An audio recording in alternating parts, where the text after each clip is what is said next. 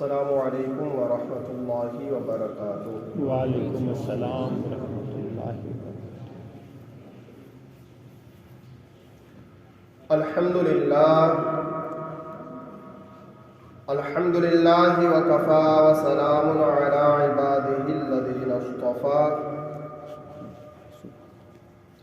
اما بعد فاعوذ باللہ من الشیطان الرجیم، بسم اللہ الرحمن الرحیم، اہدنا الصراط المستقیم، صراط الذین انعمت علیہم، صدق اللہ العظیم۔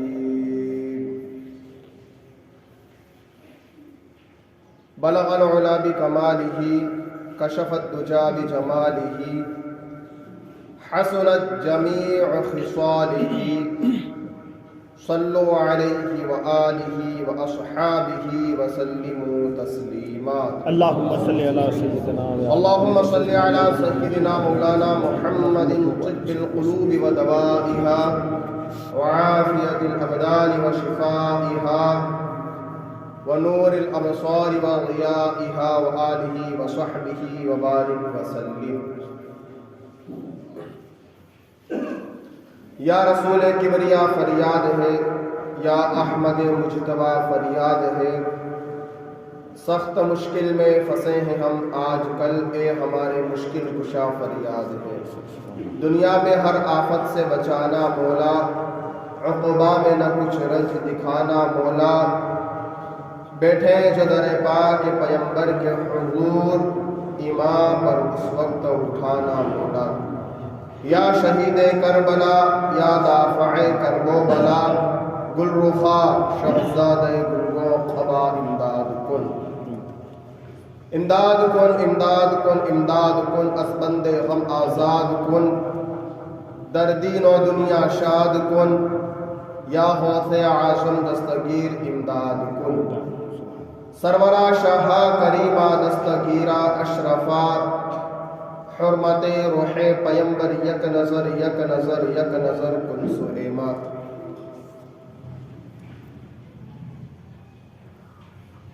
بارگاہ رسالت میں صلاۃ و سلام کا تحفہ پیش کریں۔ اللہم صلی علی سیدنا مولانا محمد وبارک وسلم، صلو علیہ صلاۃ و سلام علیک یا رسول اللہ صلی اللہ تعالی علیہ وسلم۔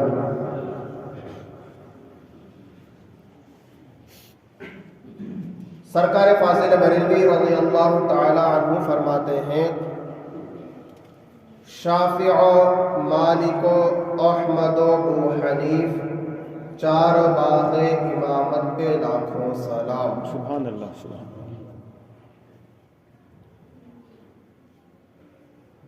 عزیزان گرامی، ہم سب کو یہ معلوم ہونا چاہیے کہ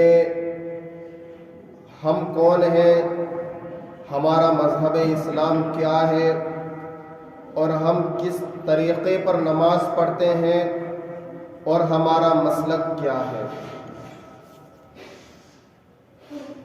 ہماری کل اہل سنت کی بہت سے مسلمانوں کی، چاہے وہ مرد ہوں چاہے خواتین ہوں، کم علمی اور کم فہمی اور مذہب میں کم دلچسپی کی بنا پر بہت سے نقصانات اور بہت سے غلط نتائج ہمارے سامنے روز روشن کی طرح عیاں ہوتے رہتے ہیں۔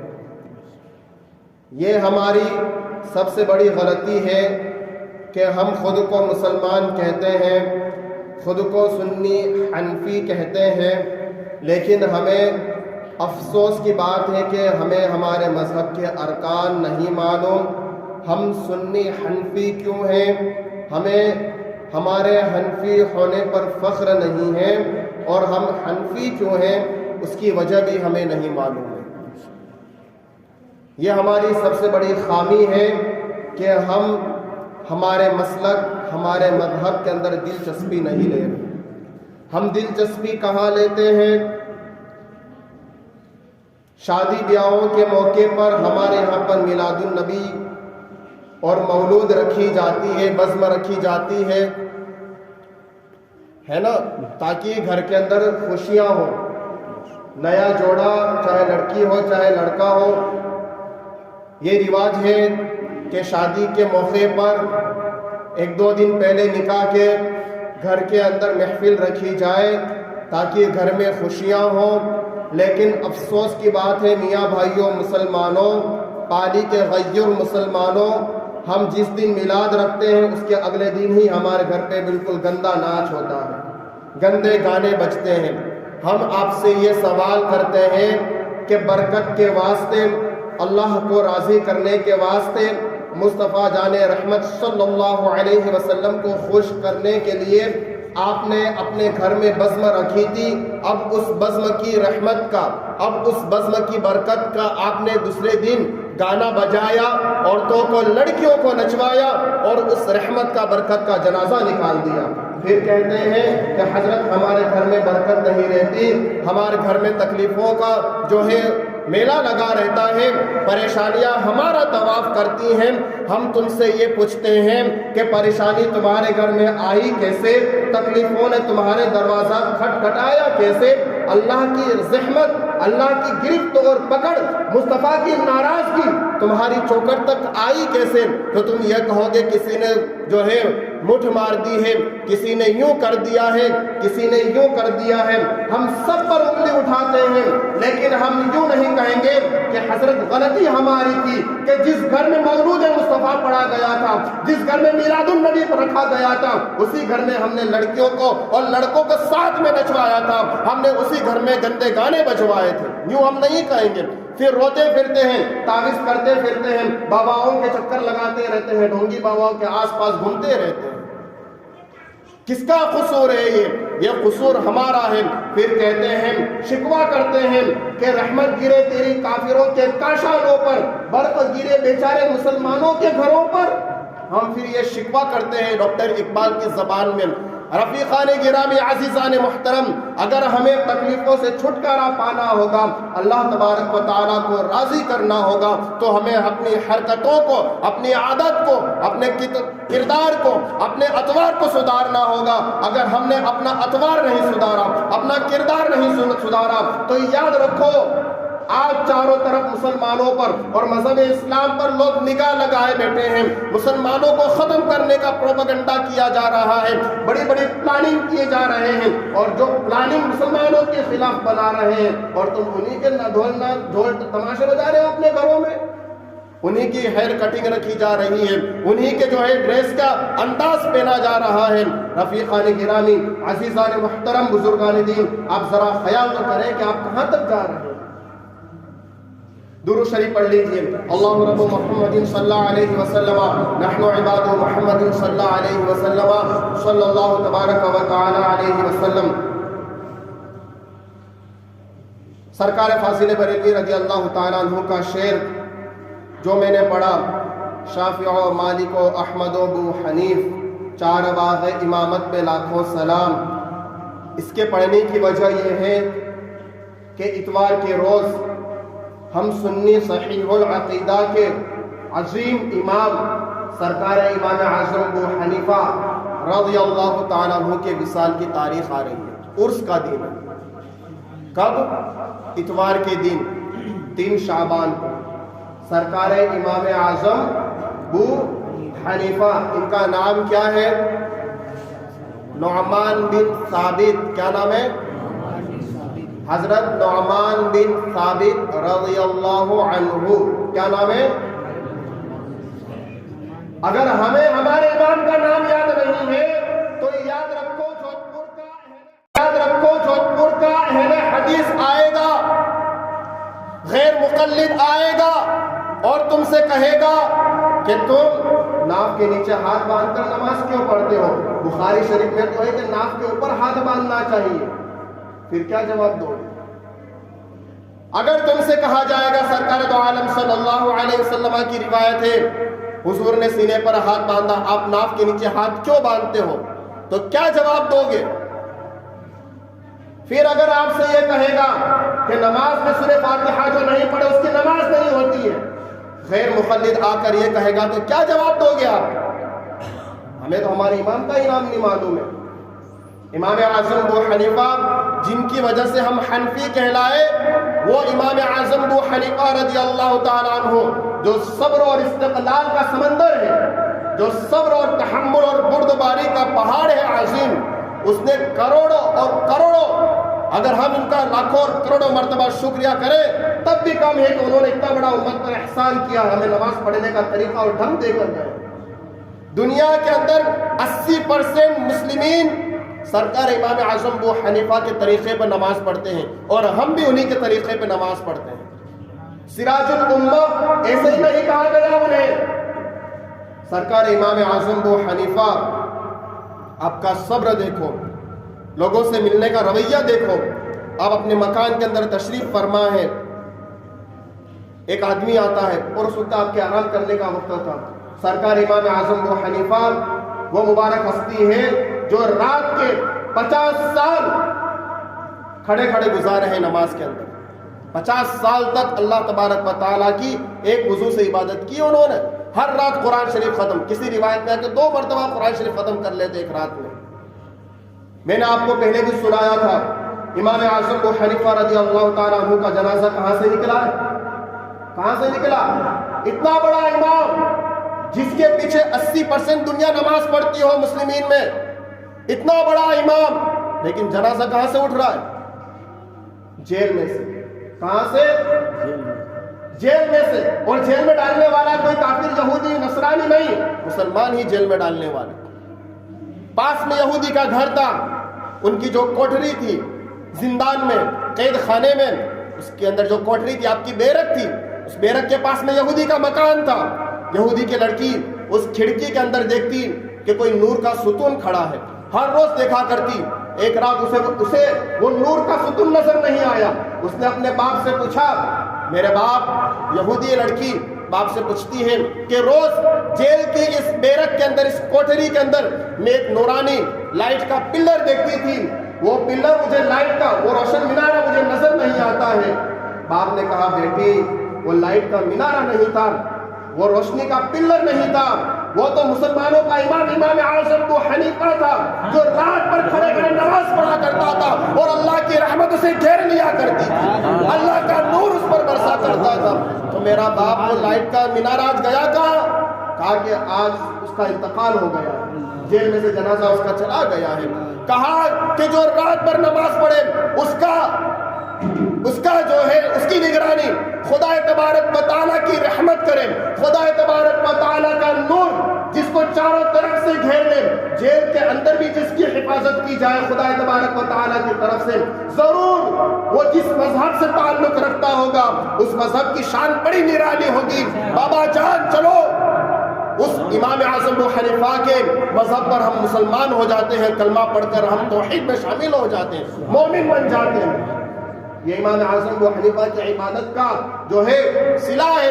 आपने दीन की दावत नहीं दी, लेकिन मोमिन होता वो है कि जिसकी नजरों से लोग मुसलमान बने, जिसके किरदार से, अतबार से लोग जो है सुन्नियत में मुसलमानों में दाखिल हो जाए।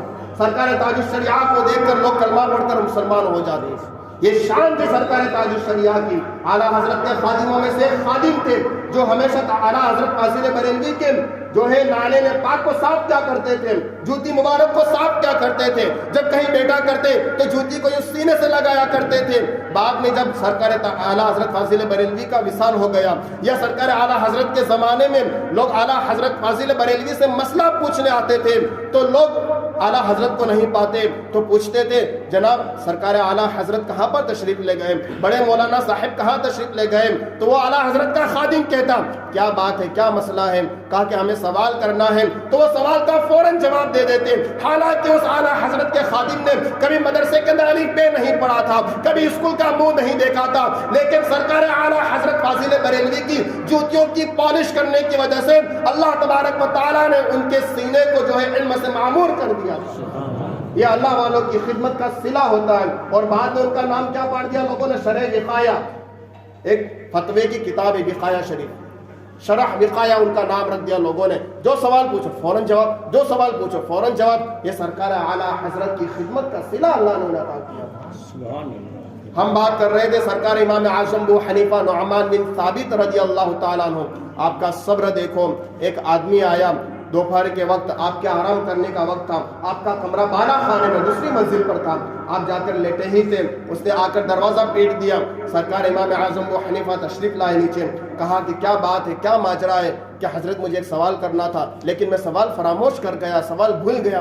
ٹھیک ہے کوئی بات نہیں، جب آپ کو سوال یاد آ جائے پھر آ جانا۔ وہ رات بھر عبادت کرنے والا امام مسلمانوں کا، جو خالی وقت میں قرآن شریف کے اوپر غور و فکر کرنے والا، وہ سراج الامت ہے، وہ اماموں کا امام ہے، وہ امام اعظم ہے، جسے ہمیشہ سرکار دو عالم صلی اللہ علیہ وسلم کی امت کی فکر لاحق ہوتی ہے، ٹینشن ہی ٹینشن رہتی ہے۔ رات بھر جگہ کرتے ہیں، اللہ کی عبادت کرتے ہیں، دن بھر مدرسے میں درس دیتے ہیں، تعلیم دیتے ہیں، لوگوں کے سوالوں کا جواب دیتے ہیں۔ جب آرام کرنے کے لیے پھر اوپر بالا خانے میں جاتے ہیں، دوسری منزل پر اپنے حجرے میں لیٹتے ہیں، پھر کوئی دروازے میں دستک دیتا ہے، امام اعظم نیچے تشریف لاتے ہیں تو پھر وہی آدمی آتا ہے، کہا کہ حضرت سوال تو مجھے یاد آ گیا تھا لیکن جب تک آپ تشریف لائے اور آپ نے دروازہ کھولا تب تک میں سوال پھر بھول گیا۔ امام اعظم ابو حنیفہ نے کہا کوئی بات نہیں، جب آپ کو سوال یاد آ جائے پھر آ جانا۔ امام اعظم نے یہ نہیں فرمایا چل ہٹ بعد میں آنا، ٹائم خراب کر رہا ہے، میرا آرام کرنے کا ٹائم ہے۔ میری طرح وہ نہیں تھے، میں تو بدماش ہوں، میں تو نالائق ہوں، میں تو کسی کو بھی ٹھکرا دیتا ہوں، میں کسی پر بھی چڑ جاتا ہوں، لیکن سرکار امام اعظم ابو حنیفہ رضی اللہ تعالیٰ عنہ، اللہ نے انہیں کیا شان عطا فرمائی تھی، کہا کہ جب آپ کو یاد آ جائے پھر تشریف لے آنا۔ سرکار امام اعظم بالا خانہ میں تشریف لے جاتے ہیں، پھر دروازے پر دستک ہوتی ہے، سرکار امام اعظم ابو حنیفہ پھر نیچے تشریف لاتے ہیں، پھر وہی آدمی سامنے نظر آتا ہے۔ حضرت مجھے سوال یاد آ گیا۔ کہا کیا سوال ہے بتائیے۔ دیکھو سوال دیکھو، سرکار امام اعظم کی شان دیکھو، 3 مرتبہ پریشان کر رہا ہے، آرام کا وقت ہے لیکن آپ کی زبان پر اوف تک نہیں آتا ہے۔ سرکار امام اعظم ابو حنیفہ فرماتے ہیں آپ کا سوال کیا ہے؟ کہ سوال میرا یہ ہے کہ انسان کی جو ناپاکی پاخانہ ہوتا ہے، جو اس کا جو سوچ ہوتا ہے ناپاکی ہوتی ہے، وہ میٹھی ہوتی یا کڑوی ہوتی ہے؟ سوال بھی کیسا؟ اگر اس کی جگہ امام اعظم ابو حنیفہ جیسا نور، امام اعظم ابو حنیفہ صبر، اگر امام اعظم ابو حنیفہ استقلال وہاں پہ کھڑا نہ ہوتا اور اس کی جگہ اگر ہم کھڑے ہوتے تو نہ جانے ہم کتنی گالیاں برسا دیتے۔ یوکرین کے اندر روس نے جتنی گولیاں نہیں برسائی ہوگی اس سے زیادہ گالیاں اور بددعا ہم برسا دیتے۔ سرکار امام اعظم ابو حنیفہ نے فرمایا سنو پیارے، گوبر جو ہوتا ہے نا پاخانہ، جب تازہ ہوتا ہے تب اس کے اندر کچھ مٹھاس ہوتی ہے اور جب پرانا ہو جاتا ہے، سوکھ جاتا ہے، تب وہ کڑوا ہو جاتا ہے۔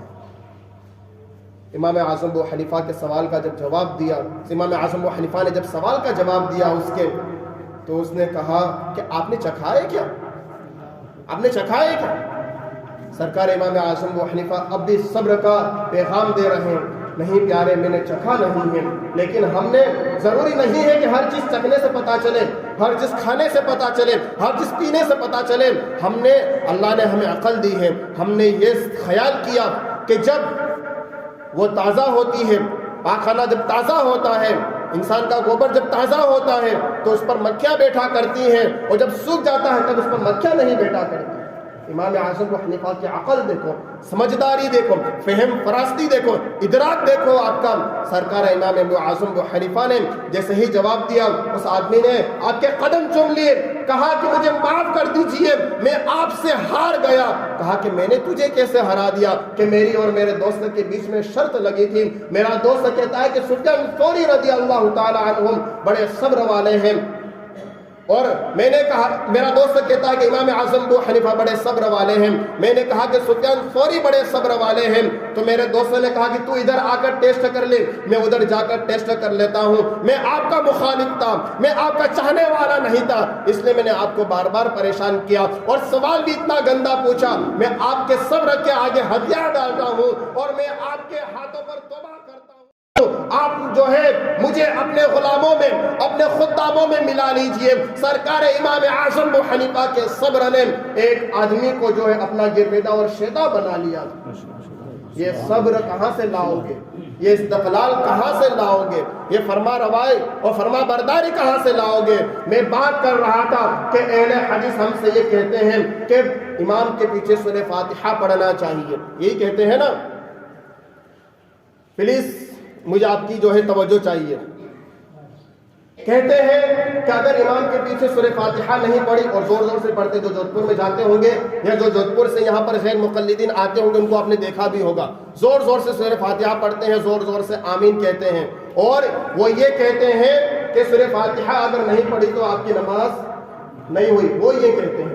اور ہم کہتے ہیں کہ اگر امام نے سورہ فاتحہ پڑھ لی تو مقتدی کی سورہ فاتحہ ہو گئی، مقتدی کو امام کے پیچھے خاموش رہنا چاہیے۔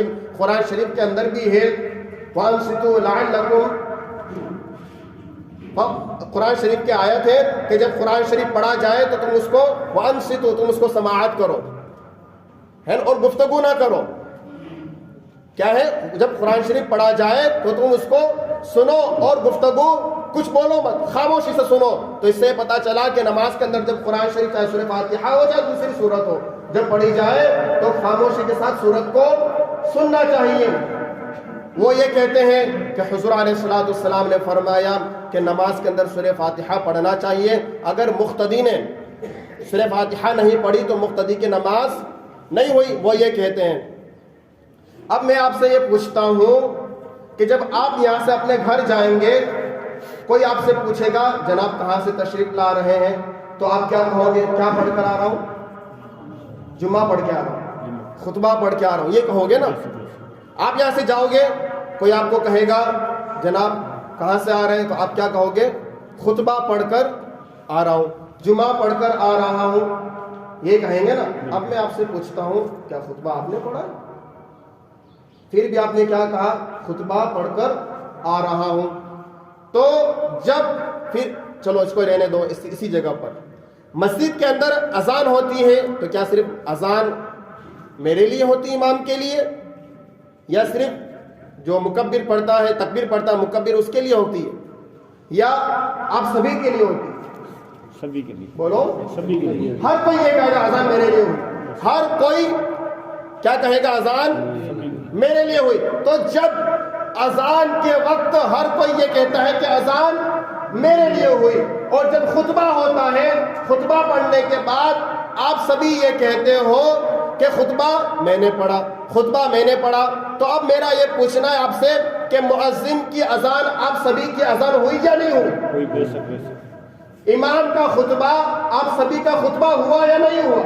تو جب امام کا خطبہ، خطیب کا خطبہ تمام نمازیوں کا ہو سکتا ہے، جب اذان سبھی نمازیوں کی ہو سکتی ہے، تو امام کی قرات، اس کے پیچھے نماز پڑھنے والے مقتدیوں کی قرات کیوں نہیں ہو سکتی؟ یہی تو امام اعظم ابو حنیفہ نے ہمیں سکھایا۔ اگر امام اعظم ابو حنیفہ ہمیں یہ درس نہیں دیتے تو آج کا وہابی غیر مقلد جو ہے کب سے ہمارے ایمان کو برباد کر چکا ہوتا۔ اور سنو، اگر یہ نبیوں کے بھی زمانے میں ہوتے تو نبیوں کو بھی آپس میں لڑوا دیتے۔ یہ اتنی خطرناک اور خراب قوم ہے۔ ہم آپ کو آگاہ کر رہے ہیں کیونکہ ہماری مسجدوں میں داخل ہو جاتے ہیں اور ہم ہیں کہ جو ہے اپنے امام اعظم ابو حنیفہ کو نہیں جانتے، سرکار دو عالم صلی اللہ علیہ وسلم کی سنتوں کو نہیں جانتے، طریقہ مصطفیٰ کو نہیں جانتے۔ یہ ہماری غلط فہمی ہے، کج فہمی ہے ہماری، اور اس کا فائدہ جو ہے اہل حدیث غیر مقلدین اٹھا رہے ہیں۔ سرکار دو عالم صلی اللہ علیہ وسلم نے فرمایا کہ علم کو فارس کے لوگ لے جائیں گے، فارس کے لوگ کیا کریں گے؟ علم کو لے جائیں گے۔ مطلب جو علم کا جو نور ہوگا وہ کس کے پاس ہوگا؟ فارس والوں کے پاس۔ اور فارس میں ایک آدمی کون؟ وہی امام اعظم ابو حنیفہ ہوگا۔ اور امام اعظم ابو حنیفہ کی شان میں تو قرآن شریف کی سورہ جمعہ کی آیت بھی نازل ہوئی ہے۔ سرکار دو عالم صلی اللہ علیہ وسلم نے کئی مرتبہ یہ فرمایا کہ فارس کے لوگ علم کو جمع کریں گے، جو فائدہ فارس کے لوگوں سے قوم کو ہوگا، دنیا کو ہوگا، وہ عربیوں سے بھی نہیں ہوگا۔ اور ہوا بھی یہی کہ جتنا فائدہ امام اعظم ابو حنیفہ سے امت مسلمہ کو ہوا، اتنا کام دین کا اور کسی امام نے نہیں کیا، کسی امام نے بھی اتنا کام دین کا نہیں کیا نماز کے مسائل جتنے امام اعظم ابو حنیفہ نے تلاش کیے اتنے مسائل آپ کو کسی اور کے اندر ملیں گے بھی نہیں۔ سرکار امام اعظم ابو حنیفہ کی قربانیاں بہت ساری ہیں۔ سرکار امام مالک وہ خود امام اعظم ابو حنیفہ کے شاگرد ہیں۔ سرکار امام شافعی کہتے ہیں نا شافعی مسلک سے ہے، شافعی مسلک سے ہے، تو وہ امام شافعی کب پیدا ہوئے؟ جب امام اعظم ابو حنیفہ کا جنازہ جیل سے نکل رہا تھا تو امام شافعی پیدا ہو رہے تھے۔